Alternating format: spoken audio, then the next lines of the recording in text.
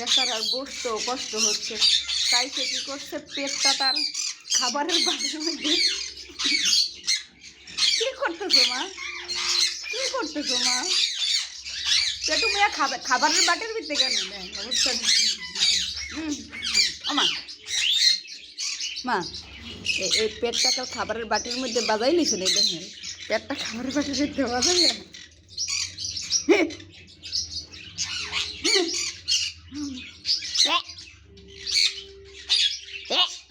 আর একজন পিছন দিয়ে কইতেছে তোমাকে এখন বের করবো না।